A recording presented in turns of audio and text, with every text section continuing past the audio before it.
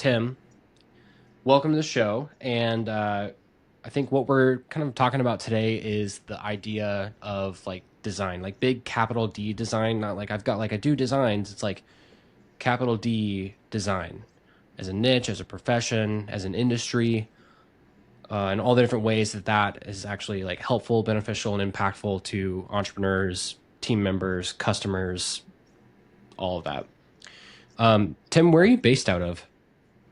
I am based out of Central Texas, San Antonio, Texas, to be exact. San Antonio. Nice. Yep. And then, so how long have you been doing design? So design, like in general, dude, I've been doing since, like, I mean, if you take the idea of design, like, so I guess like the groundwork of it, like all different types of mediums. I've been doing it since, and this is no exaggeration, since I was like 4, right? Whoa. Yeah, it's been a very long time. But then if you Oh, kind of can like you niche elaborate? down into Yeah, yeah. So what I mean by that is like if you were just remove like all mediums altogether, whether uh, like what are the medium types like paint, drawing, digital, right? We're talking about graphic design, illustration, all Yeah. that kind of stuff. If you remove all that, like I've been in the design world since I was like 4, maybe even like younger than that, from like what I can consciously recall. But yeah, I've been like so like the first time I was introduced to design as a whole was like when I was young, dude. And like I remember picking up pen and paper, pencil paper, all that kind of stuff. And like while my friends were drawing and kind of sketching out like whatever was on their mind, which was usually like stick figures, I was out there like mimicking and drawing other characters from like cartoons and stuff. So, you know what I mean? So like since then I was like intrigued with design, and then it just over the years evolved and evolved into kind of what it is today. So it was that like you would look at your favorite cartoons and like your favorite animations and you would like mimic their style, or you were like copy and paste like Mickey Mouse has ears like this, I draw my characters with ears like that, or I draw Mickey Mouse. Like what what exactly, like, do you look at yourself as a child and you're like, I was a designer? Yeah, so there's a backstory to this, and I actually recorded it for my very first episode on Design Secrets podcast. Nice. And yeah, so I guess it's kind of like a good fit, right? So when I was younger, like there was something that just sparked in me with someone's ability to draw whatever they wanted, right? Long story short, I remember my grandparents, they used to live in a mobile home, like a trailer park, and they were doing some construction in there and they were putting up a wall. Well, my grandpa, my granddad, had put like a new fresh sheet of sheetrock on a wall or whatever, and he let us draw on it. Like he said, "Hey, go ahead." Like he gave us some pencils and stuff, and we were able to draw on that wall. And we were like kind of doodling whatever, and he ended up drawing like this. It was a an image of like this man in a car, like whatever it was, and it was really good. Like, and the emotion that it invoked in me, like for some reason, it just took me, like it just captured me, like his ability to draw that, and like the way he just drew it, it was just so fluid, the way like he just articulated his, I guess his thoughts onto a physical canvas. And from that day on, dude, something just like sparked in me. I'm like 4, maybe younger at the time, and something just sparked in me, and I was just like I wanted to, like I was kind of deconstructing the whole experience. And I think what took me more was the emotions that it instilled in me, and I wanted that ability to do that in other people, like instill that inspiration in other people. And I think that's what kind of set a spark in my whole like artistic journey as a whole. Longer story short, like it all translated into where I stumbled upon like graphic design work, and then that translated later, very shortly after, into like web design and all that kind of stuff. So that's kind of where I found myself where I am now. Yeah. Okay. Well, okay, so like looking back at the past, I did a little bit of digging. Some people call it research, some people call it stalking. But I looked up some stuff about you, and so like you have a past all the way back to 4 years old of art and design. Um, there was a point where you were selling used cars. How did you Oh yeah. get to that? How did you get to that point, and what was going on there? So it's interesting that you say that too, dude. All this like is kind of summed up in my first episode. So, yeah, the where I found myself there, man, I think was it was a very big limiting belief, and I think that's something that you and I both stand to kind of eradicate people from, or like these shackles of limiting beliefs. Because growing up, like we weren't we weren't like poverty poor. We weren't wealthy either. We were like lower middle class growing up, and I get so that. my dad had like a blue collar job, right? And that's really all I saw growing up. Like my family members, my dad, like everybody, they were just like physical labor. They're hustlers, but like physical labor was Sure, all they sure. knew. And so like that was my role model. And the second I kind of became of age, like I got married and had our first kid really early on. I think I was like 20. And dude, like I knew that I wanted to support my my new family, my wife and my daughter at the time. And the only way that I knew how was to like put my hands to the plow, like physically put my hands to the plow, right? So I found actually it was my father-in-law who gave me like my first job. It was at a warehouse. He was like a manager at some company, is still, and he gave me a job at a warehouse. So I was like pulling parts at this warehouse. And I was like, okay, I need to go. Like, I knew then at least this much. I knew that I had to go bigger, faster. And so the only way that I knew how to do that was, okay, I need to just put more out, like bigger output, bigger output. So I said, I need to just figure out how to hustle more, right? Like just brute force. So I Yeah. found myself going into bigger warehouses that had like manufacturing lines, all that kind of stuff. Long story short, I ended up working for. I kind of climbed my way up the ladder of blue collar, I guess you want to call it, until I found myself actually working for Toyota Motor Manufacturing. You know the car company? The car company Toyota. Yeah, yeah, Nah, yeah. I've So only ever owned Toyotas, by the way. yeah, so they Yeah. have a plant here in San Antonio, Okay. and that was like the buzz around the town was like, dude, you have to go work for Toyota. You have to work for Toyota. And they were throwing. I mean, there was a pretty big like qualification process. I mean, it took like Sure. weeks to months to get called back, to even go and like actually apply and like go through the whole rigorous process of it all. And I applied one day, dude. They called me back, like no joke, like 9 months later, and it was like 10 o'clock at night. They're like, "Hey, are you still like interested in working for us?" I was like, "It's kind of weird," but I was like, "Yeah, like whatever." So, and I ended up taking the opportunity, went, applied, got the job. A couple years later, I worked there for a while on the assembly line.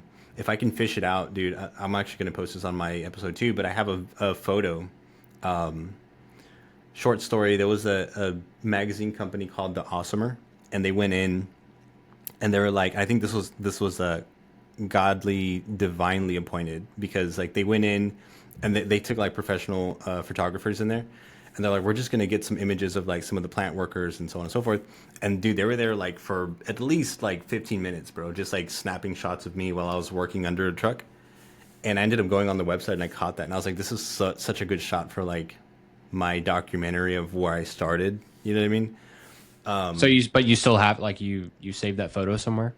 Oh yeah, it's like a super high quality photo of like when I was actually working like under a Nice, tundra. Yeah, I'll try to find it. nice.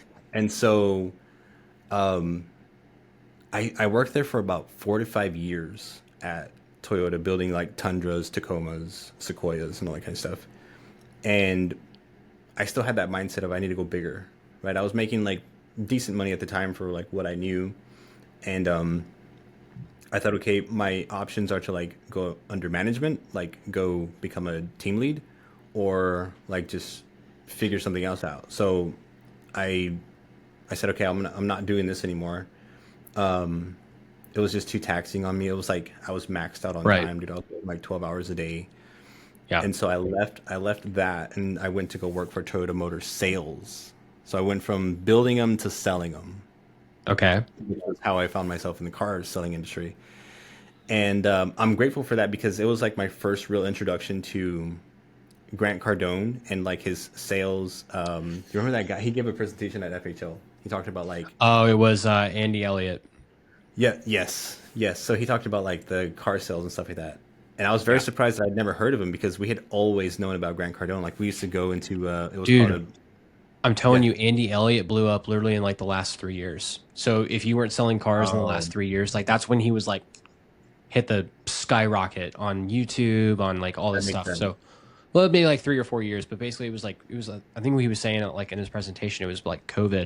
He started making videos, and it was like boom, exploded. So That makes sense. That yeah, makes a lot of sense because we like every day, dude. We were going in and they were priming us as salespeople, and we would all like every day we were watching Grant Cardone's sales videos, overcoming objections, like meeting customer yep, needs, all that kind of stuff. And so like I just soaked all that in, just knowing that how valuable it was. Like I didn't understand at the time how valuable it was, but I knew that this was going to get me out of like the rat race of blue collar, right, grinding on an assembly line. So that's kind of how I found myself selling cars. okay. So now, now what has me super curious? Like I could like imagine like piecing the steps together, but like okay, you start selling cars, you've got amazing training. I bet you did a pretty good job selling cars and everything. How did you get into building like world class and like expertly designed sales funnels online? Like, Good how'd you bridge question. from there to there? So this kind of stems back to like my original story of art and where that all kind of comes in. So I always had like side businesses where I was doing something for some business, whether it was like logos, brochures, business cards, that kind of stuff. And I knew that like that was always a passion for me. So like as soon as I would clock out of work, wherever it was, from Toyota Motor Manufacturing or Toyota Motor Sales, I would go home and I had somebody that was interested in what I did, whether that was a logo, some kind of brand package, brochure, business card, and slowly, like I would just get them just kind of trickle in. I honestly don't even know where they came from. I think they would just see some of my stuff on like an old Facebook account that I had, Right. and it just started to kind of snowball from there until one day I was like, you know what, I need to go all in on this. And I had switched from Toyota Motor Sales to Honda Sales. I was working at another dealership at the time, and do this random weird. And I, honest to God, I do not know how this happened because they called me up. This couple, and they called me up and they said, "Hey, we saw this website that you did for a mutual friend of ours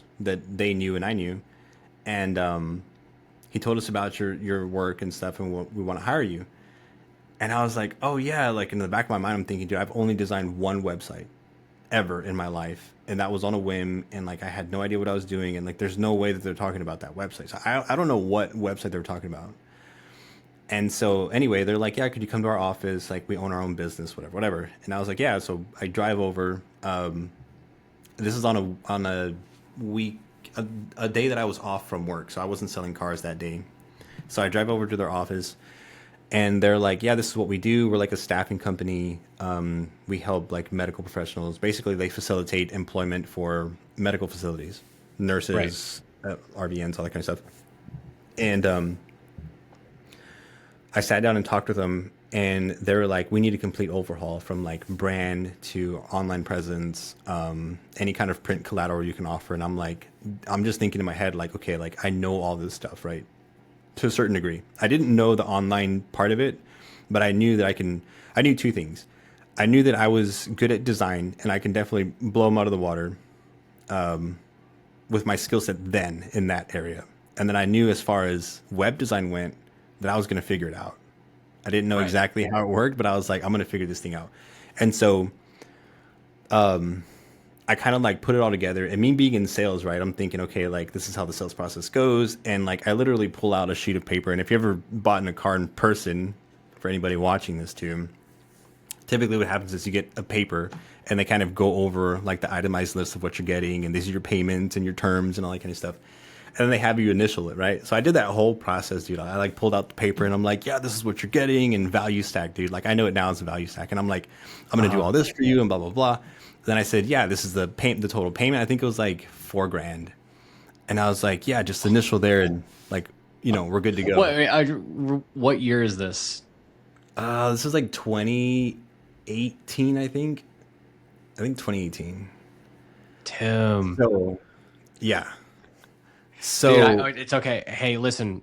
First off, 4 grand, nothing to turn your nose up at, right? At all. But like I know first off like your caliber, and then like the itemized things that like you kind of just listed them off, and like I know people who sell like one of those assets for like $4,000, right? oh Not yeah. like, and then like that package could have been like $40,000, but that's okay because I'm no stranger to making the exact same mistake.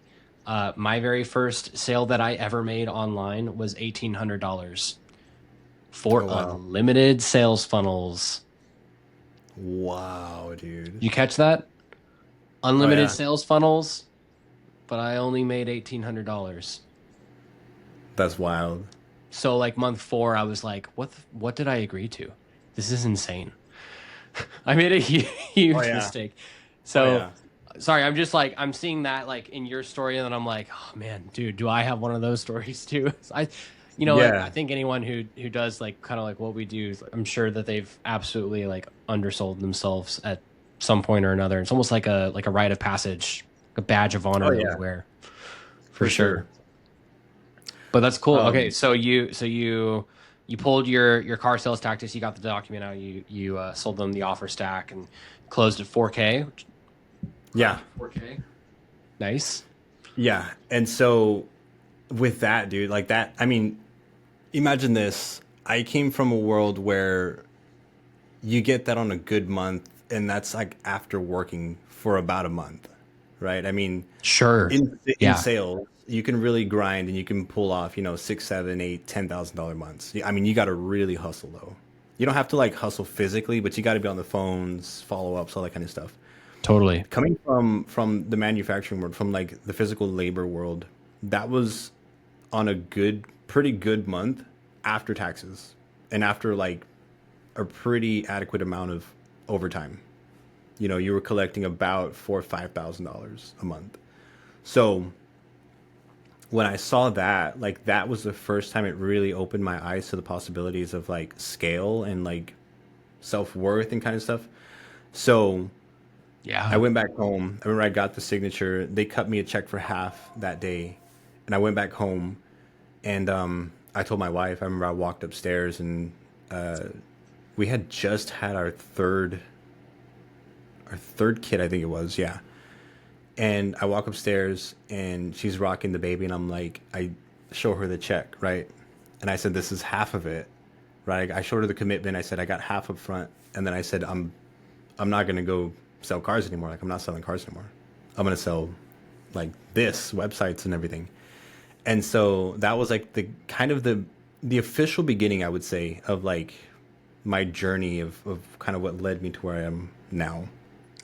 I love that, dude. Hey, really quick, just because I'm Yeah. curious, how many children do you have? Good question. I have 4 kids.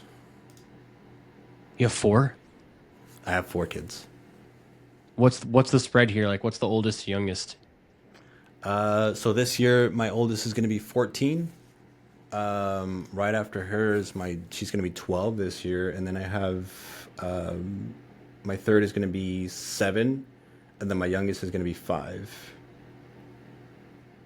Wow. Dang, man. I'm over here trying to trying to get it done with a one. I have a 1.5 year old, and we're very fortunate that we've got another one on the way. We've got another boy, so it'll be two boys in the house, and we're just figuring it out as best as we can. Dude, boys are crazy, man. So I have 3 girls. My last one's a boy. Okay. And the girls kind of vary, right? They're kind of like, so some like I have a real reserved, more like respectful one. I have one that's like kind of diva-ish, and she's a little off the wall. My third one though, it's like I guess it just gets a little bit more intense after the other because like my third girl is like just very outspoken and opinionated, and then my little boy, dude, crazy, just wild, like a ball of Yeah. energy. Yeah. Oh, dude. He's 5. Oh, Yeah. the world's his oyster, dude. Dude, that's gonna be so good. Um, okay. So you landed your first client, and that's basically for a staffing facility. Yep. Um, have you ended up like carving yourself a niche of any kind for any kind of like particular group of people that you like to work for? At that time. Well, just basically like since then, right? Because at that point you like drew the line in the sand, right? You walked up, you had half the check, and you're like, okay, this is it. Like, burn the boats. We're not selling cars anymore. I'm not working on online anymore. I'm going to go out. I'm going to sell websites Hmm. to business owners, um, which it can be like, okay, we do like staff sites, or I know people that are like, oh, we do like HIPAA compliant medical sites, or we like, there's so many different like types of websites that you can go out and like sell to people. But is there anything that you started to like groove in a niche for yourself or anything like that? Now, yes, definitely. Now I'm extremely niche down to a very curated audience in the design space, but this pertains more to the coaching side of what I do. Up until, I mean, even when I was like more done for you, it was still kind of broad in the sense that like it was coaches, course creators, personal brands, but like that's specifically who I went after. So like we still kind of had like a potpourri of clients where it was like medical professionals, fitness. I mean, we've had people like raising capital for real estate and life coach and all that kind of stuff. But it was still kind of niche down to the hey, you got to have some kind of digital product, courses, personal brand kind of thing. So, I mean, I guess you could say it did get pretty niche after the fact. Before I got to that, though, it was, I mean, a free for all, dude. It was like, hey, if you got a business, as long as you're like a business owner, like let's work together. So, I gotcha. And I think that's like a natural path that most people take where it's like, yeah. I got to figure out any income from anywhere. Like, please, if you have a legitimate business, I'll build your website. Like, um, so that totally makes sense. So, um, would you say that you are like an impact driven coach or like content creator or entrepreneur or anything like that? Like, do you resonate with the idea that like impact is really important in my business? So, like, when you go work with a client, they should have some kind of mechanism or business that drives impact for people, or are you okay with the idea that like I can just make money and it doesn't need to change anybody's lives? Like, that's totally fine. No, 100% the former. So, just for some context to that, like when I started doing the whole designing websites and stuff, like my first year in business, I reached just at about $100,000, which was crazy for me at the time because, like, again, I used to, I was capped out at like 75K a year, dude, and that's like, again, after taxes, like so much overtime put in, working weekends, all that kind of stuff, and so when I tapped like the six figure mark for myself in business, my first year just making website, like it was phenomenal. But something happened to where like I was literally getting up and going into my home office downstairs, and dude, I was dragging my feet harder than I was when I was actually going to work for somebody else. And that was a shell shock for me because I was like, what's going on? Like, why am I dreading going into my home office, doing what I supposedly loved, and I'd really fallen out of love with my work because it was empty. You know what I mean? Like I wasn't changing anybody's lives directly.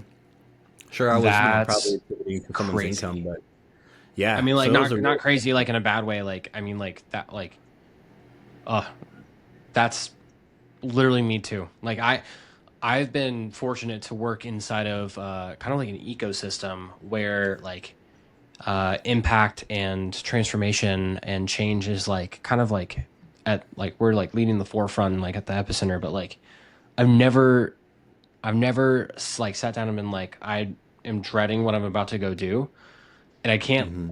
I can't even really fathom it, but I totally get it because like I know that that exists. I know that there's just like energy draining and like soul sucking jobs out there for people, and it's kind of like why I want to have conversations around this that like you don't have to have one or the other. You can have both. And like at a minimum, if like I used to tell myself, and like fortunately I don't tell myself this anymore because I think it's a little detrimental to myself to say this, but like I used to say like this little mantra in my head that like if it means somebody got helped, I would burn cash. But I still like at Yeah. my core, I really feel that way. It's really important to not operate that way, but Yeah. like for mutual benefit, like you kind of like it's really important that the other person gets helped too, not just that I get helped, but that the other person gets helped. So, dude, like I I get that. I can't like empathize. I think empathy is the one where like, oh, I've done that too. Like I've totally been through it. Like I get you. Or maybe it's sympathize. I don't know which one it is, but like I haven't had to do it, Yeah. but I agree that it sucks that you went through that. Yeah, dude. It was I mean, like I said, it was so I was surprised because I was like, dude, I'm doing what I love, right? I'm designing, I'm like creating people's brands and stuff.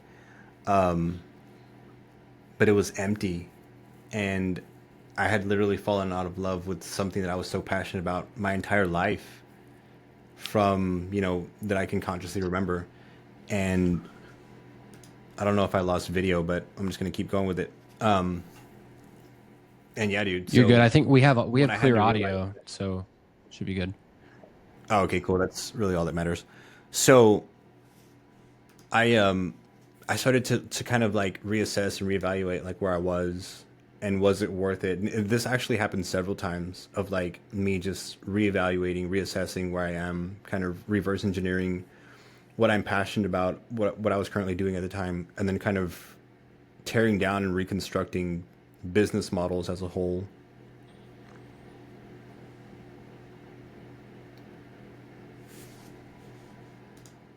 Did I just lose you?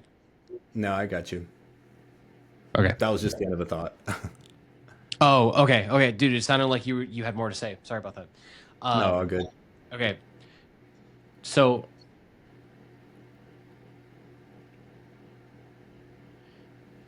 so you have basically like always been a designer. You started doing other stuff that wasn't design. You ended up kind of like reuniting or like reinvigorating this design brain of yours and actually turn it into something that like initially you hated because you were doing it for the wrong people and for the wrong reasons. Uh, but then it's like you were making the money, but then you kind of hated it, and so you made this pivot and this switch. Um, what would you tell someone? And I actually, it's funny because I actually have like a person in mind when I'm asking this question. But like, what would you tell someone who, let's say, they are artistic and they have an eye for design, and maybe they wanted to make a profession out of it? What advice would you give that person who wanted to start February 20th, 2025, like today? Good question. So I would definitely recommend like knowing where the times are right now. So like back then, for example, and this all kind of leads up into filling a gap in the market. So when I first started somewhere around 15 years ago, things were totally different then as far as like technology, which kind of leads to needs in the market. Everything was a lot more hands-on. You had to have some kind of skill level or skill base or even like certifications, right? Whether that be like some kind of diplomacy or whatever. Like I can think back to a situation where, and this just kind of alludes to like how times have changed. When I was doing car sales, I remember there was this job opening for a graphic design position, and I wanted it so bad, Jimmy. Like I wanted it bad, dude, and it fit everything that I was qualified for without any kind of documentation, right? I didn't like I went to college for some graphic design stuff, but like I never graduated. And so when I saw that job opening, I was like, dude, I gotta have it. And I got in contact with like the hiring director and went and met with them and the team. They called me back for like a couple of rounds of like interviews, and it was great, dude. Like, and this is the second time it happened to me like this, like where they showed me like an office space that I was gonna have for myself. And again, this is young me coming from manual labor, dude. So like the only workspace I was ever familiar with was like cold A hard truck. steel, right? A Yeah. truck going over your head, like Yeah. some work gloves and some steel toe boots. Like that's all I knew. So whenever somebody was showing me like a cubicle and like a screen, like, hey, this is your, your Mac uh, that you're gonna have for work, whatever, with all the softwares that I was familiar with, right? Adobe Suites, dude. I was like ecstatic, bro. And what happened was, again, this happened twice. They go and they show me all this stuff, not to like tease, but like just I guess to kind of motivate me and like, hey, it looks like you're gonna get the job. Like, we're all good. And I get an email, dude, twice, two different companies, two different situations, 2 different years actually. And they say, we're trying to advocate for you, but I don't think it's gonna happen basically because I don't have a degree in graphic design. And I was like, dude, that's crazy because my work obviously shows at the time, right? It shows my experience and my capability, my ability to do what they need me to do. And furthermore, like I was self-taught, right? I mean, nothing that I learned was theoretical. Like it was all just real world experience. And Sure. so, yeah, like to answer your question now, times have changed a lot, right? I mean, there's hardly a need. I don't want to say there's not a need at all, but there's hardly a need for graphic designers now with the abilities of AI, right? You plug into like anything, Claude or just Chat GPT, you can literally get thousands, if not hundreds of thousands of variations of any kind of design that you need. And so if there was a designer right now wanting to go professional in any form, whether that be with his work in just like still digital photo, still digital assets or something more of like web design, funnel design, like we do, I would one recommend that they just know and understand where the market is right now. People aren't really asking Yeah. for graphic designers. What the shift is, and I'm going to talk about this a lot more in a personal segment on my show that I would love to have you be part of, by the way, is like I'm there, dude. the Let's do it. yeah, the shift is going more towards like UI UX designers, and the need for them right now is huge because yeah, we're getting into an age where like people are now being empowered to do that on their own with like these page builders and stuff like that. But they're still missing the concept, which is kind of my mission in the world right now, which is like design psychology, right? So my first recommendation would be, hey, I know you're passionate about design. Try and translate what you know, like I did, into something that the market needs. That doesn't mean like changing up everything that you have. Just get a new vantage point on how you can utilize what you currently have for a market that's asking for something. So if you know how to design, you know what design looks like, you know what typography is, you know how, color psychology works. Use that and apply it into UI UX where the market is asking for it. And dude, like if I knew, like if I had to restart all over again, I would start with a few different mediums first and foremost. But I would definitely cut away all of the years that I went through designing logos and stuff like that. Not that it's a bad thing because I know now what I didn't know then specifically, but Right. yeah, like I would definitely have them just start with something that's a huge demand in the market right now, UI UX. So, a little like side comment. Yeah. Are you aware of like any of the AI tools that build out your UI UX for you? A little bit, not to like the degree that I'm sure is what's available out there right now. It's it's crazy. Like there are there are tools, and I won't like obviously we'll just text each other, but like I won't name drop on the show because no free ads. Just kidding. um, uh, there's tools out there that you can like a couple lines of prompt, pick a color scheme, pick a some hierarchy and like other design settings, and it'll Yeah. flush out like if you wanted to build like a Gmail inbox app. It wireframes an entire app, and then export to Figma, like clickable like views and stuff. It's like it's actually like disgusting where AI is currently at, like, and its Yeah. capabilities. And like it basically means that, like, as a designer, it doesn't mean that like your job goes away. It means that you better iterate faster. You better Right. leverage the tool in order to get more ideas over the finish line so you can get out to the marketplace and serve customers at a faster rate. Right. Otherwise, like, dude, if you ship once a quarter, you're done. You're toast. It's over. Like, you just Yeah. have to move faster with the market. Right. All right. So we're getting off of this high right now, you and I, of being like, we, for anyone unfamiliar, whoever listens to this in the future, there's this big marketing conference that took place for a decade. It's called Funnel Hacking Live. I'm sure anyone in like my circle probably knows about it, just because like I've been part of ClickFunnels for like over a decade now. And hopefully a lot of people in Tim's circle know about ClickFunnels and then the conference that they put on. Um, but like, how are you feeling? I mean, what's it been? Sunday, Monday, Tuesday, Wednesday, Thursday. Let's like 5 days out of FHL. Do you feel like you're still in momentum right now? Oh, 100%, dude. I'm actually shocked that you said 5 days already. Like, that's crazy.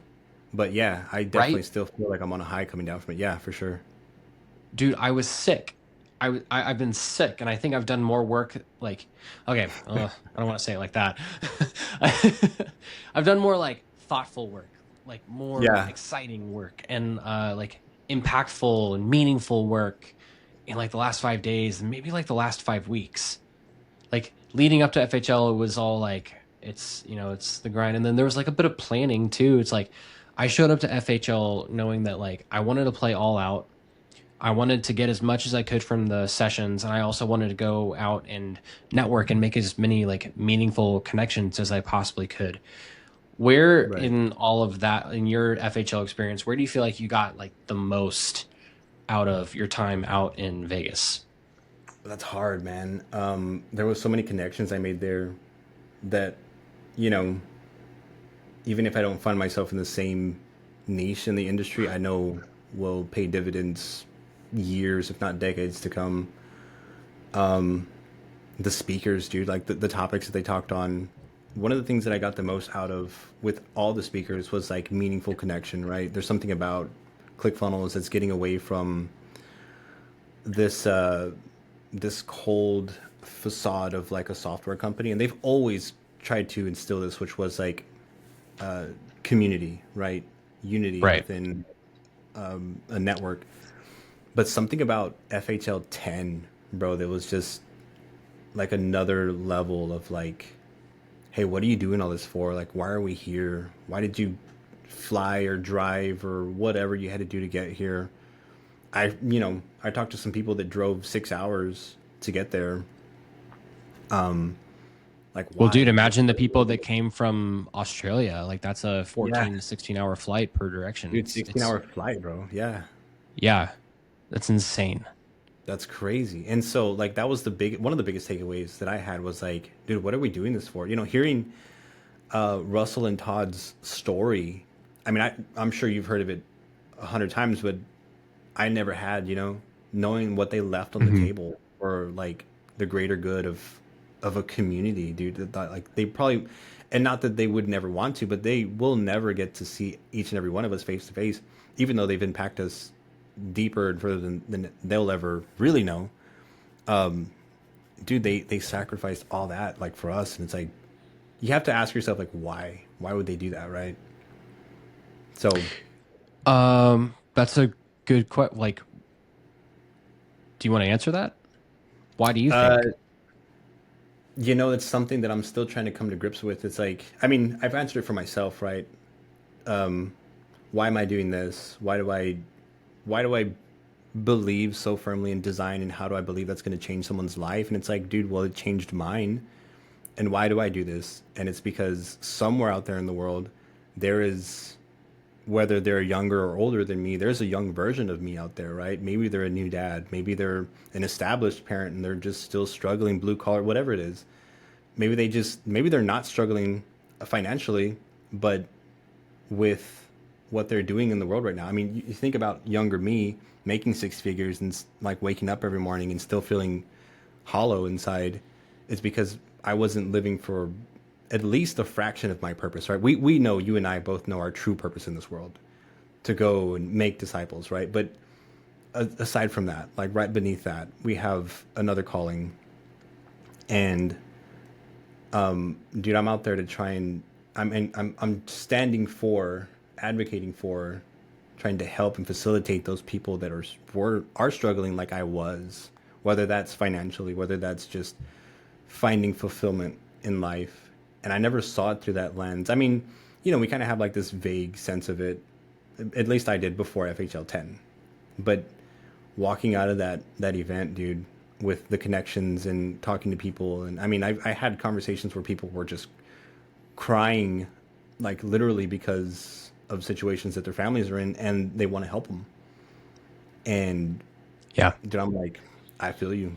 I feel you. And it's like all of a sudden where there wasn't a way, now there's a way. Like they see Right. it. Not and it's not just like hope, but it's like it's a like a tangible form of belief now where it's like Right. they're like we'll never break these chains. We'll never be able to do this or like we can't blah blah blah like all this stuff and it's like wait, but this guy's doing it. How's this guy doing it? And I can look and I can see I can collaborate with this person. They're like they may be in Canada and I might be in San Antonio, Texas, but it's like we can like the internet doesn't have like a border wall. Like Yeah. we can work together. I can learn from him. He can consult me. He can mentor me. Like or she like whatever. Like there are no bounds anymore, and therefore there's no blockers. You can just go and create and help freely. Like that's a huge like mission that like I think ClickFunnels has really like put forth for a lot of us is like, okay, you have the how, like go out Yeah. and do. Right.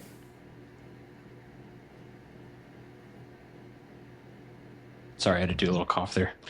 Oh, you're Um, good. okay, so how long? So you've been in like the ClickFunnels world for a while now, but like, do you do anything else like besides design and sales funnels? Like anything else with either your time or your family time? I'm sure like family takes up a ton of your time with four kids, but like, what does the rest of your life kind of look like? So, like outside of what I do professionally, I mean, yeah, four kids, it's you got to allocate some time for them. As they get older, they just tend to kind of like create that proximity between you and them, which is kind of inevitable, right? I remember being a teenager, preteen. Yeah, the older two, I kind of have to kind of incentivize to get them out of their rooms. They're all homeschooled, so like we gotta Oh, okay. yeah, we gotta like, hey, let's go to the mall or let's go to a park or whatever the case is. I gotta kind of incentivize them getting out, and even at that, it's almost a punishment for them. So that's kind of hilarious. Oh, to go hang out with dad. Yeah. No, no, no, just to hang out in public in general. Oh, So okay. yeah, but yeah, I when I have to remind myself now, right? Because man, I think it was Elliot that said it over there at the event, and this was kind of me early on when he said his wife had told him like you're home, like you're physically you're here, but like mentally you're gone, right? And dude, like I've been, sometimes I have to remind myself even today, right? I mean, you have so much to do, so much to build, right? I'm trying to build something that's bigger than myself, and that requires more than 24 hours in a day. Yeah. And I'm conscious of that, right? And I have to remind myself, like, okay, this is the long play, and I'm not gonna get this done within a week or a month. Like, this is gonna take some time to build and craft.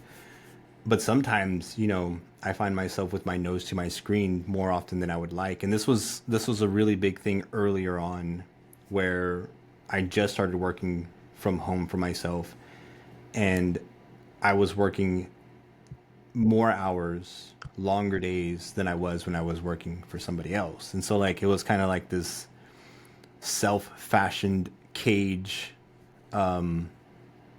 right? Because I mean, you give up a 9 to 5 to work 24/7, and so Yeah. yeah, Or sometimes you've got a 95, sorry, you've got a 9 to 5 and you work 24/7. yeah, yeah, Some people are like they've still got their job and they've got their side hustle and they've got their kids and they've got their spouse and they're trying to do it all. So yeah, I feel that nose in the screen. I so the baby woke me up at about 4 a.m. this morning, and I have this problem where like if I wake up a little, I can go back to sleep. But if I wake up a lot, then my brain starts going and like the cortisol spikes and hmm dude, it's game over. So I basically was awake at 4 a.m. and then by 4:30 I was like, yeah, I'm not going back to bed. So I got up and I was like, okay, like it's the most creative time for me. I know that like between 5 and 7 is when I can do the like most insane deep work. It's so good. And I feel so amazing like coming off the tail end of it. So I sat down and did that. So basically, I've had my face in a screen for 11 hours straight now, and I don't hate it. It doesn't suck, but also like I haven't like I missed lunch, with my wife and kid, and um, so I get that. I understand and like empathize with the idea that like yeah, my nose is in a screen more than I want, but like I have the opportunity to do like really cool, helpful, impactful stuff as well. So I don't know. yeah, I'm conflicted. I want to like the most important thing is that I could be with my family. Um, right. and then like just like a tiny notch underneath there is like the second most important thing is that I can go out and help business owners and help their teams and help their customers and help their customers' customers and all that stuff. So, Yeah, uh, it happens, what are dude. we gonna Like do? we sometimes we get lost in the pursuit of the dream, right? So like everybody always asks like, "What's your why? What's your why?" And instinctively, almost like at least for me, right? Knee jerk reaction is like, "Well, I'm doing this for the betterment of my family and the longevity of the wealth of my family, right? Generational wealth is what I'm really trying to attain." And we sometimes we get lost in the pursuit of that. We get caught up and we find ourselves even sometimes when we've reached milestones where we're able to kind of pull back and disconnect from work. At least this is the way it's worked for me in the past. Hmm. I'm so hardwired on working that like, you know, it's like from sun up to sundown, especially in the beginnings. It was like, dude, I was always, and I'm talking about from like 8 a.m. in the morning to like 2 at night. I mean, 2 in the morning, 2 a.m. And like the only times I would come out of my office was like to grab a bite or like, say hey or Yeah. whatever, like, and then I would right back in. And like my wife Yep. saw it. We had that sobering conversation too, where she was like, I saw you more when you were working at the plant. And it's like, wow, that speaks a lot because I rarely saw them.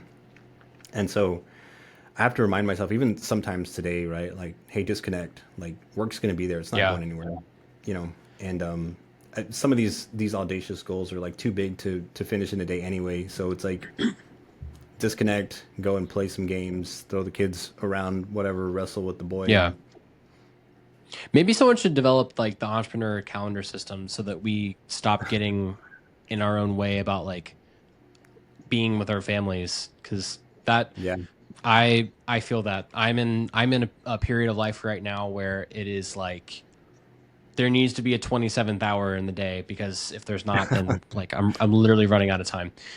yeah, But yeah, I feel that. Hey, I want to transition us yeah. into kind of like the tail end here is where I want to do a couple of like rapid fire questions.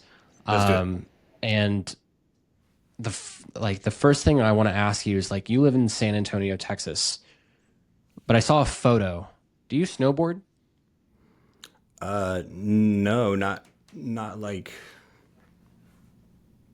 much at all. I mean, I've been snowboarding before. Oh, okay, so it's not like a thing that you do. No, no, that's probably like trips to New Mexico that we went on. Gotcha. Wait, you can snowboard in New Mexico? Oh yeah, for sure, dude. They have I don't know if there's any more resorts, but we always frequent the Ski Apache up there and dude, it's well this last time we went, it didn't really snow much, but they had like it's not fake snow, but they had it to where like the snow machines were throwing it all Yeah, over the yeah, mountain. yeah. They can put like a little bit of extra powder on top. Yeah, little, more like a lot of it. I mean, that thing was covered, Oh, dude. okay. And, Oh, yeah, but nice. the bad part was this last time we went, like the resort was actually closed. I don't know what for, but it was closed. But yeah, when we do go up there, like some of the family like to ski. I like to snowboard. Yeah, I'm a snowboarder too. I've only been three times in my life, and probably my favorite time was we went to Mount Killington in Vermont. So that was Okay. really crazy, and it was we had enough time to go do it for one day, and so we got our passes, we got our rentals, and like we went up and did it, and literally snowboarded all day. My final run was on this like, dude, it wasn't even hard. It wasn't even a hard thing. It was a green trail, but like you, I don't know if like there's probably some snowboarder that's gonna listen to this and be like, "Oh, you snowboarded all day?" Like, okay, for sure. Like your legs didn't seize and like cramp out and die. No, it did. It happened. Like so, I was going down, and I had been on a few runs already, and I saw this sign. And I was like, ah, you know what? I want to go explore. I'll go figure this out. So I went down this like alternative route. Basically, what it was like a longer route in between some of the runs, Hmm. and it was like a 3.3 mile route Wow.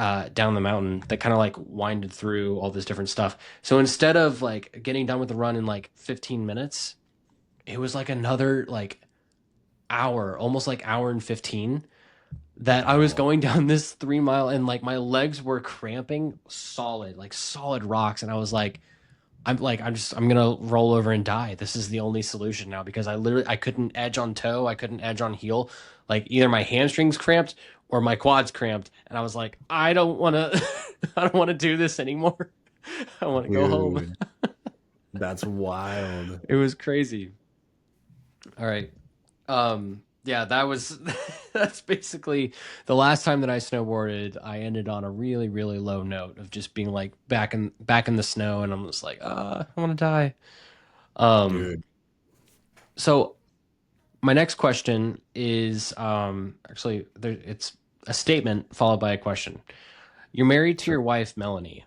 Okay. Mhm. She's very outspoken about her faith and belief in Jesus. Do you Mhm. echo that? Side note, I love the merch shop, and I Oh, also thanks. love that her cover picture or like her cover photo on Facebook is Yahweh. Oh But yeah. how do you like how do you how do you compare and contrast or like resonate with the idea that like basically anytime that I see her put anything out, it is to like push the message of the gospel. Like how do you resonate with that? 100%, dude. Um, I will never. I will never. How do you say this? Conform to anyone else's opinion about what the Bible teaches me. Right. I mean, for context, I grew up in the church, so like I was actually. Did I accepted Christ when I was 7 years old? I think it was such a weird experience. I mean, by default, so pure.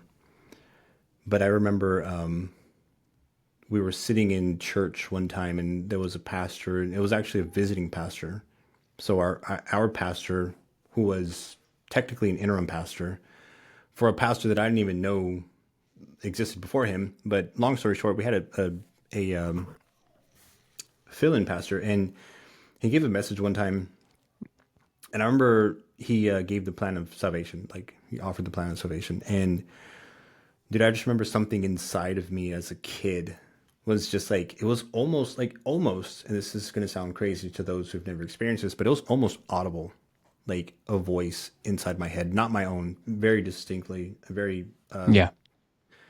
And so I remember those, just this voice of like, you know, accept, go up to the altar, like, you know, like, and so I remember I went up there and there was another kid next to me. His name was Matthew. And me and this kid, Matthew, were about the same age, like 7 years old, 6, 7 years old. And we go up there. Well, we raised our hands. I didn't know he did, but I did, right? And I remember, like, your parents' knee jerk reaction is to like just stop you from doing anything abrupt in church. And so I remember when I raised my hand, I could feel like my parents just like looking at me like, what are you doing? Like, don't embarrass me, kind of thing.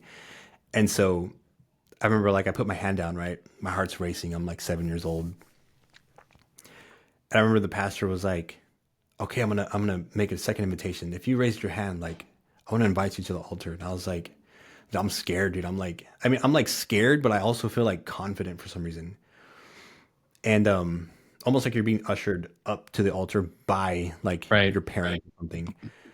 And Yeah. so I'm sitting there, and I remember I get that altar call, like, to go up, and they want to pray for you.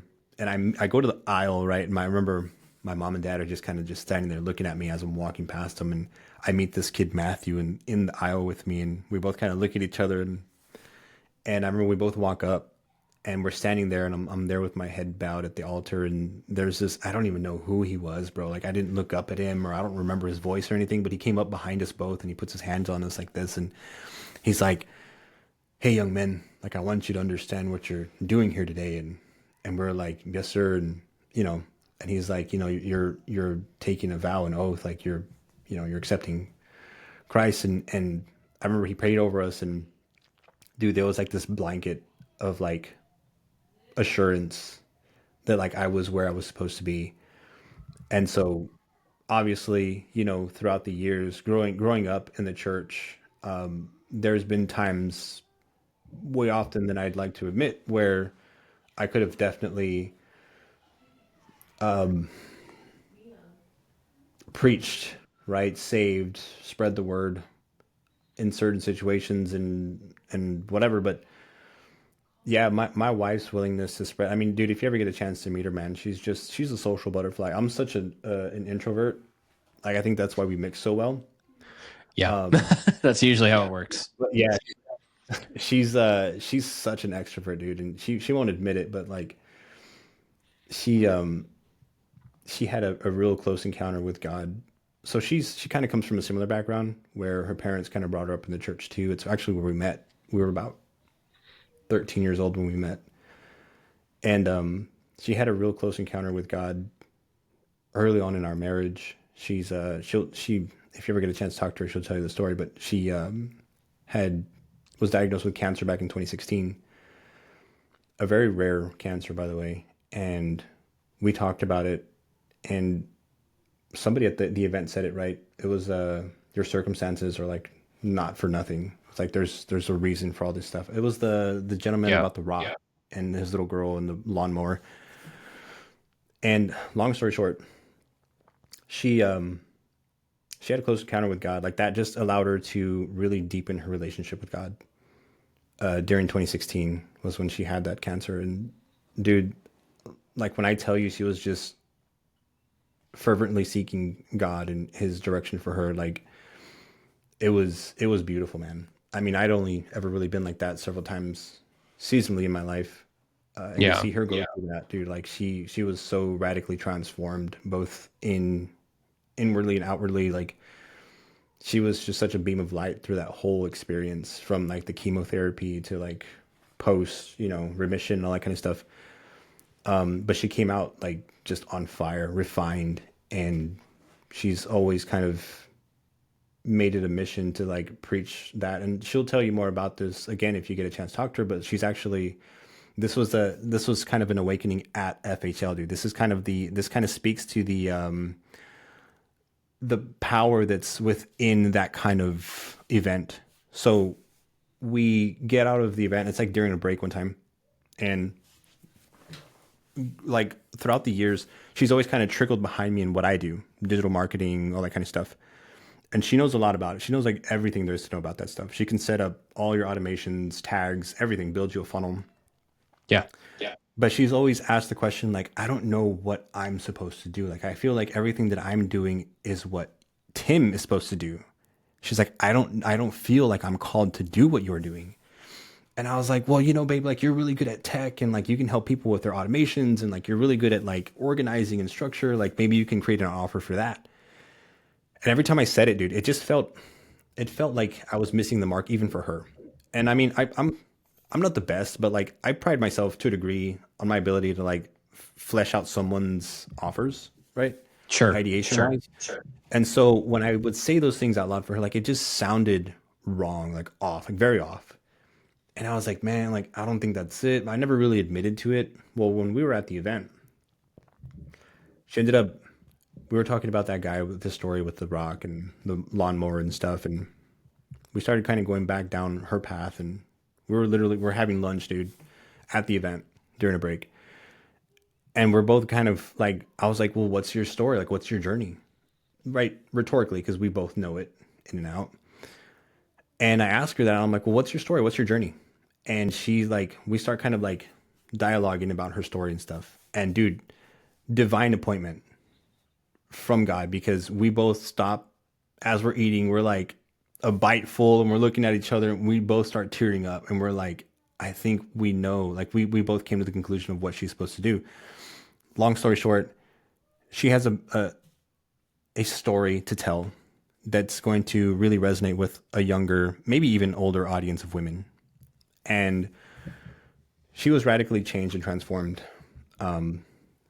by Christ, through Christ, and she now is on a mission to kind of teach a specific audience of young or older women like how to achieve what she's achieved, which is like peace and joy and prosperity and stuff like that. So it's in a nutshell, right? It's life coaching, but for a specific audience of younger, older women struggling with those certain kinds of things. And man, it's awesome, dude. So like, yeah, Yeah, I'm never opposed when she has something to say about, as long as it's biblically accurate, right? Which it always is. I will never sure. Yeah, oppose anything she puts out there, and I'll always stand behind it for both her and for who I serve. I love that. I'm actually I need to go like follow her now because like I'm excited to see kind of like what she does with that. It just makes me like if you guys are talking about the hero's journey, I'm just thinking about like how like you're you're not the hero in the story, like your customer is the hero in the story. You're the guide and your framework is the map and it's your job to like usher them along in their story. Like she's been on her own transformational journey, and so now it's her job to be the guide and provide the map. And I, Right. that's going to be so freaking cool. Wherever you guys land with that, I'm just go ahead and like auto opt me in for whatever lead magnet she's going to do, or like I'm here for it. I love it. That's awesome, man. Sweet. Okay, so my last question to you before, actually, there's two, right? So the first one is there anything that you're really excited about right now? Um, from like a personal endeavor, Literally anything. I'm actually excited about, well, one, and I genuinely mean this. I'm excited about what I just kind of alluded to, which was her newfound purpose and clarity, I should say, rather, on who she's like come to serve and her mission and stuff like that. As her friend, as her spouse, as a fan, dude, like, you know, I think Hmm. she's really gonna change a lot of lives, if not like good portion of the world. From a personal standpoint, I have so many things in the works for myself. And when I say myself, I mean for the people I'm meant to serve, which is like my book. I don't know if you, I think you caught wind of that. A book that I have coming out. It's about literally it's about design psychology, like Yeah. how we've been primed. Yes, as so like there's two sides, two pillars, if you will, of like online any building really from like a website funnel perspective. And no slight to anybody, but like we've been told and we've been enabled to be funnel builders, which is great, right? We're halfway there. The other portion that nobody's really taught us or teaches about as funnel builders is how to become funnel designers. So like In an ideal world, and you should know about this, would know about this, there are two people that would work in any organization as far as like web development goes. There you have a web designer, and then you have a web developer, right? We call them devs. I'm going around teaching more about web des, right? Designers. And that's something that nobody's really banging the drum about. It's like, hey, yeah, we can all drag and drop and, page builders, like, woohoo, like we're funnel builders. It's like, Yeah, yeah, but like, oh, I just used a template. Like this should work, right? Like, right. It's like, okay, but what part of that template is working? Like, yes, there's been people behind it and they build it, and I'm pretty sure there's some mhm. structure and thought, methodical design behind it. But like, do you understand as the business owner or as the freelancer? Like, and so Or literally that's as kind of the my designer, like you could enhance the right. skill set of literal designers. Like, yeah, you'd be Yeah, surprised. it's like, dude, I don't care who you are, where you fall. Yeah, it's like what you should know. Again, if you're the business owner, if I'm going out to buy a car and I know nothing about cars, I'm going to take one of two people, if not both. I'm going to take my father-in-law who knows a lot about cars, right? To, hey, pop the hood, like let me know what's up, whatever. If I'm going to like a used car lot, right, for example, and if I don't have my father-in-law accessible to me, then I'm going to take like a mechanic or somebody to that degree, because, dude, you know what I'm saying? Like, I don't know exactly what I'm looking for. So if somebody sold me a lemon, bro, like I'd pay full price for it. So my point is like indoctrinate yourself, like just at least know about it. If you're not going to put it into practice, Yeah, at least know about it, right? Theory know enough is to know better something. than Yeah. right. So yeah, so my book is something I'm super excited about. On top of that, like everything else in between, I have a show coming out, dude, and I just recorded my first episode. It's called, well, I don't want to drop the name too soon, but it kind Ooh, of man, what a entangles cliffhanger. it entangles so like funnel design, like the practical side of it, along with like a little bit of entertainment. Everybody loves a good glow up, right? A good before and after. So Yeah. I've taken that concept and I put my spin on it, dude, and I just recorded an episode and it's going to be pretty cool. So that's for my YouTube channel. That's just, me kind of Okay. giving reactions and stuff like that. And then I have my podcast, which hopefully you're still going to come on, along with a lot of other heavy hitters in like the design space, funnel building world. Then I have everything else, dude. My course, the community that's revolved around that, and yeah, so a Okay, lot. let's give them a little bit of direction here. So first, your book is coming out, Design Secrets book. Yep. So it's what is it? Designsecretsbook.com. It's designsecrets.com/book. Designsecrets.com/book. Yep. Then you've got your show. Your show is going to be hosted where? I don't really, I mean, we're going to be on all the channels, right? Like podcast, Spotify. You probably catch it on YouTube as well. We're still trying to get Okay, like the logistics of it kind of worked out. great. So probably for like visual, send them to YouTube. Otherwise, we'll, Yeah. okay, love it. So go check it out. What is the name of the show? Ooh, nothing solidified, a little arbitrary right now, but probably just, oh, actually, the podcast is Design Secrets Podcast, the Design Secrets Podcast. Okay, cool. All right, dude. Oh, look at that. It thinks I did a thumbs up. Love that. Okay, so then lastly, where's the best place for someone to get connected to like experience you and like follow you and the messages you're putting out there? Probably like on Facebook. You can find me on Facebook. That's probably where we're gonna get like my most candid version of myself. If you want to stay up to date, you jump on some lists. I'm working out the front end of what's gonna be our kind of funnel hub, which is designsecrets.com. There's nothing spectacular there right now at the time of this interview, but hopefully that gets ramped up pretty soon. Nice. Coming soon to a funnel hub near you. There I you love it, go. man. Okay, cool. Well, yeah. So if anyone's interested in Tim's book, his show up and coming, or just to get connected with him, it's Tim Rodriguez on Facebook. And Tim, this was awesome. I loved all the stuff that we got into because I'm. It's weird. You're gonna hate me for this, but like, I'm not a designer, but I love design. Oh, dude, I get it. And I have people tell me all the time, like, no, no, no, you're a designer, and I go, nope, I'm a robot. I promise you.